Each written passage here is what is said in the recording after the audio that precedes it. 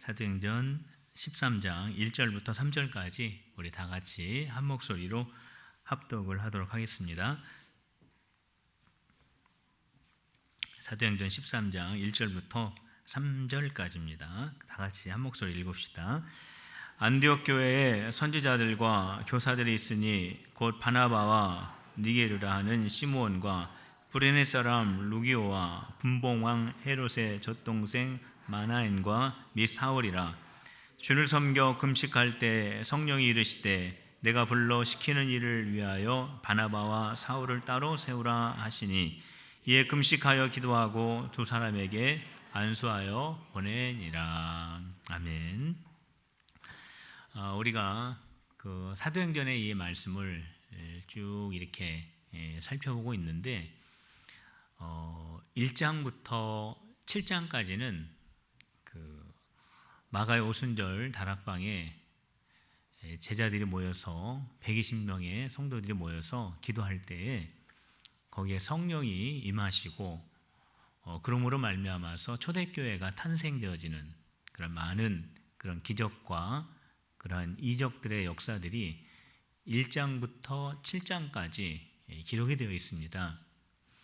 그리고 8장부터 12장까지는 이제 예루살렘 교회, 초대교회의 대표 교회인 예루살렘 교회가 소개되면서 그 예루살렘 교회가 많은 핍박을 받는 그러한 사건들이 기록이 됩니다.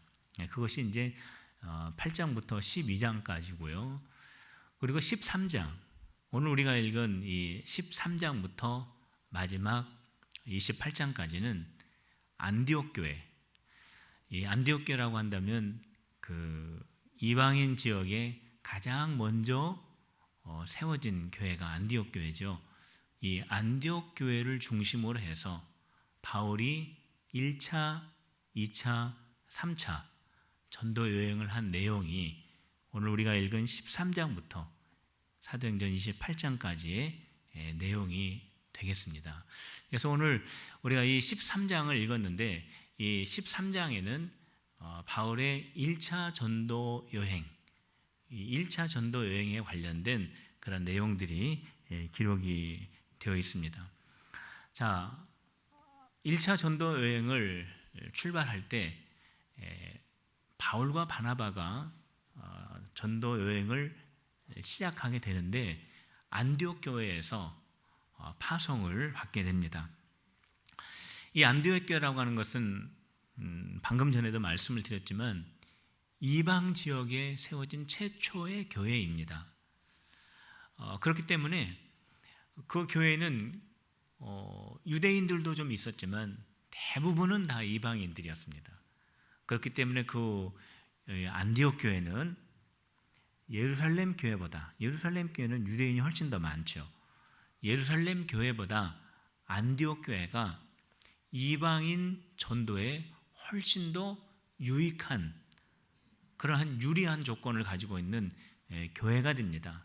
그래서 그 안디옥 교회에서 바울과 바나바를 함께 선교사로 파송을 하면서 이제 바울의 1차 전도 여행이 시작이 되는 겁니다. 이 안디옥 교회는 비록 이방 지역에 세워진 이방인의 교회로서 출발은 하였지만은 급속도로 성장을 하여서 나중에는 모 교회인 예루살렘 교회에 구제 헌금을 보낼 정도로 아주 크게 성장하게 되는 데까지 이르게 됩니다. 오늘 이 안디옥 교회가 어떻게 선교사를 파송하게 되었는지 그 내용을 우리에게 잠시 소개해 주고 있는데 여러분들 그 2절 말씀을 한번 읽어보도록 하겠습니다. 우리 다 같이 2절을 다시 읽어봅시다. 시작. 주를 섬겨 금식할 때에 성령이 이르시되 내가 불러 시키는 일을 위하여 바나바와 사울을 따로 세우라 하시니. 바울과 바나바가 안디옥 교회에서 파송을 받아 이제 전도 사역을 시작하게 되는데 우리가 생각했을 때 안디옥 교회에 파송을 받는구나 라고 생각을 하지만 오늘 이 2절 말씀을 우리가 주의 깊게 읽어보면은 바울과 바나바를 파송하는 것이 안디옥 교회이지만 그 안디옥 교회를 통해서 선교사 파송하시는 분이 성령님이시다라고 하는 것을 여기에서 우리에게 잘 말씀해 주고 있습니다. 바울과 바나바를 파송케 하신 분이 바로 성령님이시다라는 거예요. 왜냐하면 우리가 2절을 잘 읽어보면은 바울과 바나바를 선교사로 보내기 위해서 따로 세워두어라 라고 말씀하신 분이 성령님이시기 때문에 그렇습니다. 자, 이 2절 말씀을 우리가 잘 읽어보면은 안디옥 교회는 어떠한 교회인가? 성령께서 운영하시는 교회가 안디옥 교회였습니다.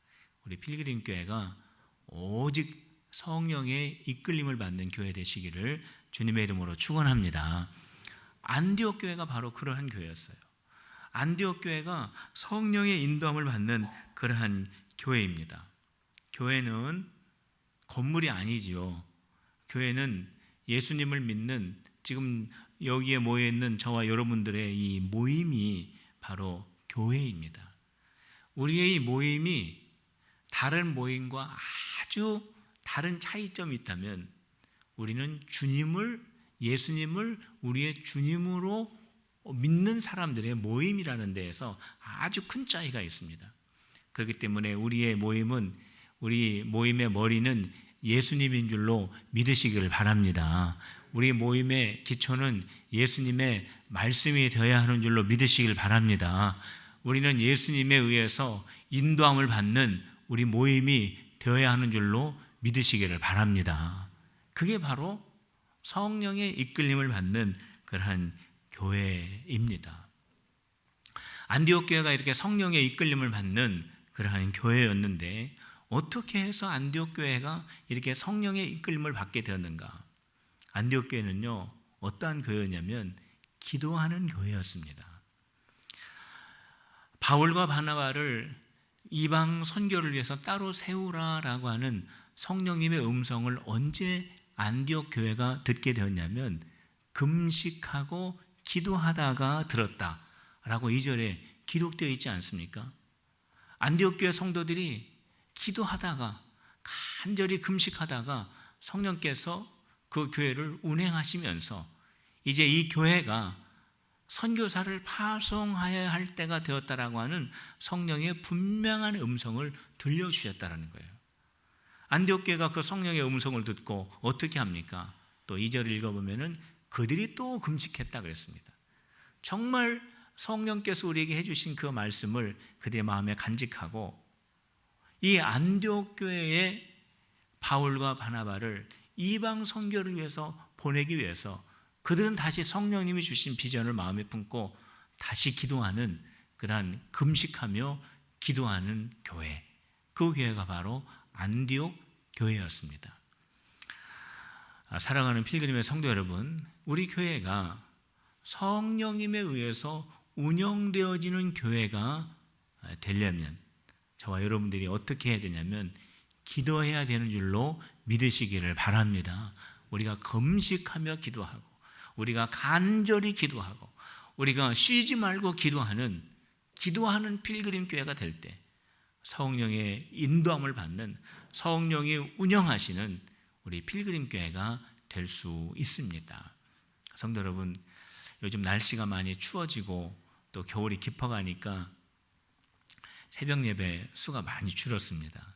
우리 직분자들 저녁 때 조금 일찍 주무시면은 새벽에 일어날 수 있습니다. 조금 일찍 주무셔서 우리 새벽 예배 다시 회복하기를 바라겠고요. 또 우리 금요 예배도 눈도 오고 미끄럽고 어둡고 밤이니까 어둡긴 하겠지만은요 많이 줄었습니다.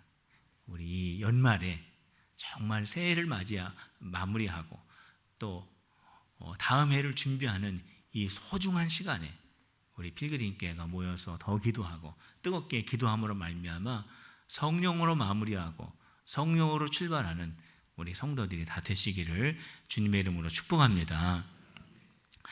우리가 이 초대교회에서 이제 파송을 받아서 제일 먼저 바울과 바나바가 가서 전도한 곳이 어디냐면 이게 지역 이름이 재밌습니다. 한번 따라해 봅시다. 바보. 왜? 어디라고요? 왜 저보고 바보라고 하십니까? 바보라고 하는 선배예요. 바보.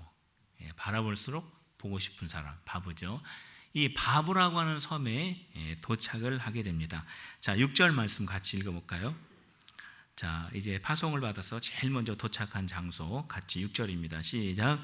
온 섬 가운데 지나서 바보에 이르러 바 예수라 하는 유대인 거짓 선지자인 마술사를 만나니. 제일 먼저 간 곳이 바보라고 하는 섬이에요. 거기에 가서 이제 복음을 전하려고 하는데 거기에 마술사를 만나게 됩니다. 그런데 그 마술사는 누구와 같이 있는 사람이냐면은 그 바보 지역을 다스리는 서기오 바울, 지금 선교사인 바울과 이름이 동명이죠. 서기오 바울, 총독인 서기오 바울과 함께 있는 마술사를 만나게 됩니다. 그런데 성경에 보면은 이 서기오 바울은 참 총명한 사람이라고 합니다. 이 총명한 사람이 바울이 전하는 하나님의 말씀을 듣기를 원했어요. 그런데 이 마술사가 못 듣게 방해를 하게 됩니다. 그때 바울이 그 마술사에게 뭐라고 말하냐면, 너는 거짓과 악행이 가득한 자요, 너는 마귀의 자식이요, 너는 하나님의 길을 굽어지게 하는 자요 라고 그렇게 크게 책망을 합니다. 너는 이제부터 앞을 못 보는 사람이 될 것이다 라고 바울이 선포를 해버립니다. 그때 그 마술사가 맹인입니다. 앞을 못 보게 돼요. 지금 바울이 바보에 도착했습니다. 바보는 바울에게 있어서 낯선 곳입니다. 바울을 지켜줄 수 있는 사람도 없고요, 바울을 아는 사람도 없고 바울이 의지할 수 있는 사람도 없습니다. 그런데 마술사라고 하는 사람이 바울의 복음을 전하지 못하도록 이렇게 방해를 하였을 때에 바울이 담대함을 가지고 그 마술사를 향하여서 책망하고 지적하고 그를 맹인으로까지 만들어버릴 수 있도록 한 그 담대함이 어디에서 나왔을까?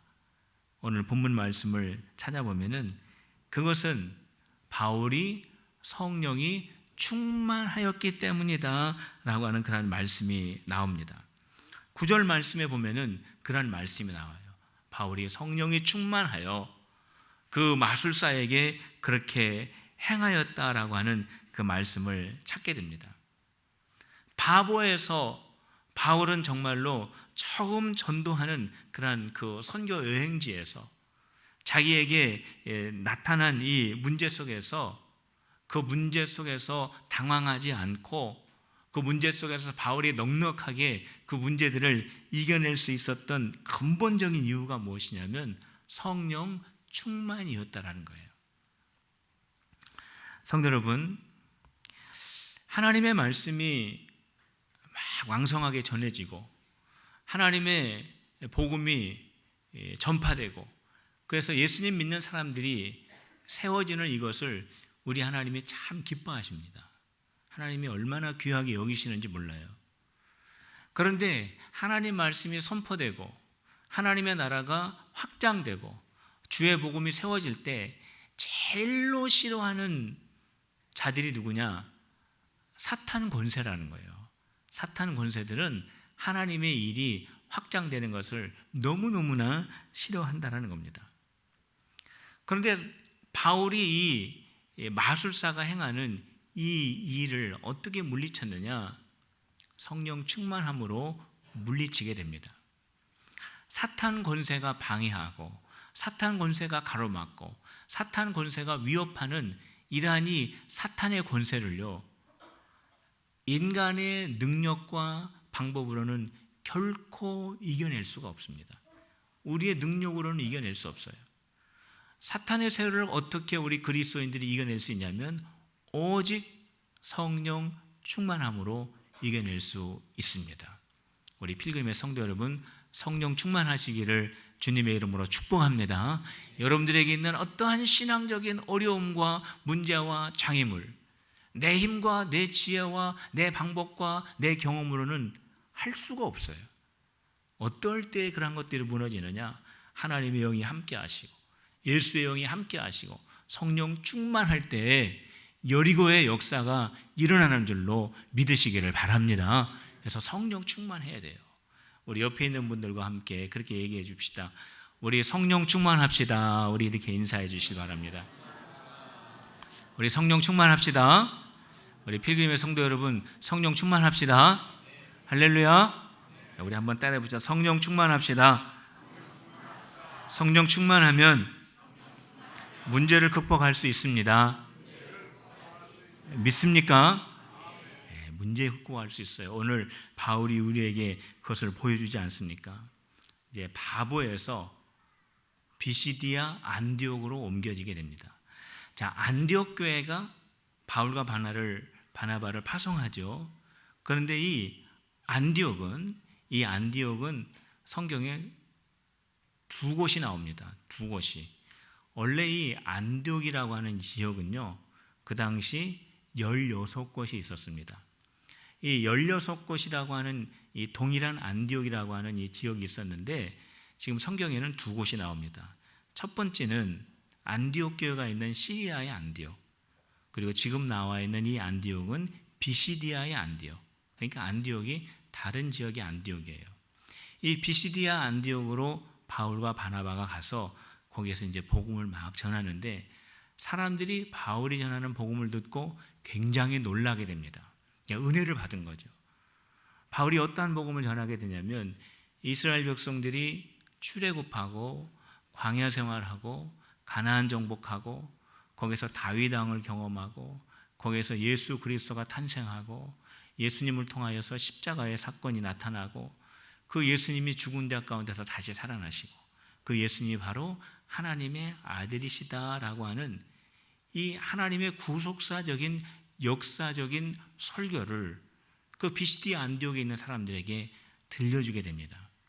근데 거기에 있는 사람들이 그 안식일 날 그 바울의 설교를 듣고 많은 은혜를 받게 됩니다.